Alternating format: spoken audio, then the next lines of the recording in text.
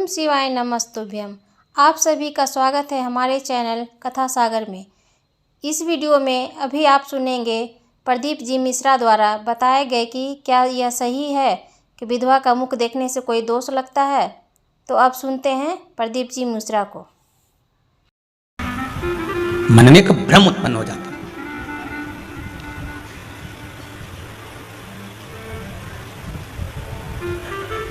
मन में एक भय उत्पन्न हो जाता है। पुरुष की पत्नी मर जाए तो भैया सवेरे सवेरे वो पुरुष निकल कर जाए तो उसका मुंह देखें कि नहीं देखें, समझना जरा।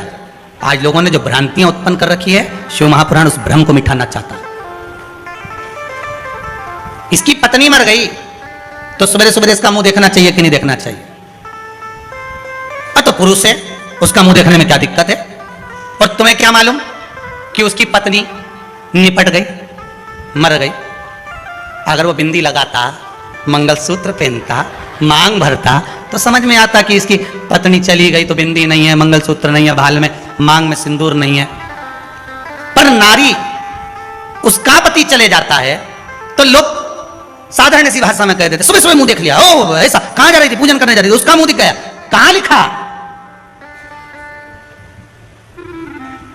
जन्म परमात्मा ने दिया है, मृत्यु परमात्मा देते हैं। महाराज, किसका संबंध, किसका साथ, किसके साथ कितना है, ये वो लिखकर भेजता है। तुम किसी का मुख देखकर ये निर्णय नहीं ले सकते कि ये गलत है कि सही है।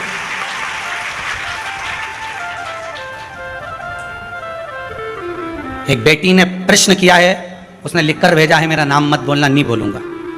एक बेटी ने लिखकर भेजा है, मैं कथा में बैठी हूं, कोरोना महामारी में मेरा ससुर भी चले गया और मेरा पति भी चले गया, और हम दोनों घर में सास और बहू अपने छोटे से बच्चे को पाल रहे हैं।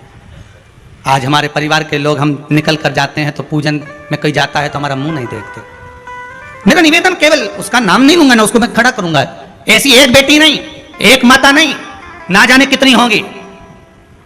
अगर मुख देखने की लीला होती तो मेरे राम जी महाराज के पिताजी दशरथ जी शांत हुए थे तो मेरी 3 माताओं का भी तो मुख था। कौशल्या मैया, कैकई मैया, सुमित्रा मैया, वो भी तो रहे। तो क्या अयोध्यापुर वासी मुख नहीं देखे या राघव जी मुख नहीं देखे? ये हमारी सोच है, हमारी बुद्धि, हमारी दृष्टता, हमारी दृष्टि। फिर निवेदन करूंगा, पापी को पापी नजर आता है, कपटी को कपटी नजर आता है, बेईमान को बेईमान नजर आता है, धर्मात्मा को धर्मात्मा नजर आता है, पुण्यात्मा को पुण्यात्मा नजर आता है, सत्कर्मी को सत्कर्मी नजर आता है। जिसकी जैसी सोच रहती है सामने वाला व्यक्ति वैसा नजर आता है। अगर मान लो पति चले भी गया पर परमात्मा ने उसको जीवित रखा है। क्यों रखा है? कि जाने वाला तो चले गया, पर तू जितना दान करेगी, पुण्य करेगी, भजन करेगी, स्मरण करेगी। जैसे पति नौकरी करता है और नौकरी करने पर चले जाता है तो पत्नी को आधी तनख्वाह आती है, उसी तरह पति के जाने के बाद पत्नी जितना दान करती है, पुण्य करती है, सत्कर्म करती है, उसका आधा हिस्सा पति के खाते में जाता है। और पत्नी के जाने के बाद पति जो दान करता है, पुण्य करता है, सत्कर्म करता है, पति का करा हुआ उस पत्नी के खाते में जाता है।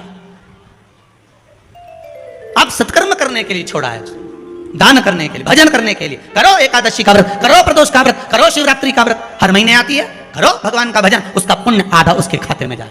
आप 1 लोटा पानी शिव जी को चढ़ा रहे हो, आधा उसके खाते में जाए। मिलेगा। जब दोनों साथ रहते हैं ना, बहुत ध्यान देना महाराज, पति पत्नी दोनों साथ रहते हैं ना, अच्छा दोनों साथ रहते हैं और साथ रहकर जब सारी पूजन पाठ करते हैं और वो टच करके बैठी रहती है, तब भले खाते में नहीं जाए, पर जब एक रह जाता है, क्योंकि परमात्मा के यहाँ से लिखा है जाना तो किसी को भी आगे पीछे है, वो तो उसके हाथ में, एक जब रह जाता है तब उसका हिस्से का भाग उधर पहुंच जाता है। शिव कहो, भगवत भक्ति में डूबे रहो। किसी पर आक्षेप लगाना उत्तमता नहीं कि मुख नहीं देखा जाए। कहां लिखा है? कौन कह रहा है? मुख ना देखिए। शिव भक्ति में जो लीन हो, यहां तो शिव महापुराण की कथा कहती है, हर एक के भीतर शंकर समाया है, श्वास रूपी शिव सबके भीतर। ऐसा कोई है ही नहीं जिसके भीतर नहीं। ऐसी ही जानकारियाँ प्राप्त करने के लिए इस चैनल को लाइक, शेयर और सब्सक्राइब ज़रूर करें। ओम शिवाय नमस्तुभ्यम।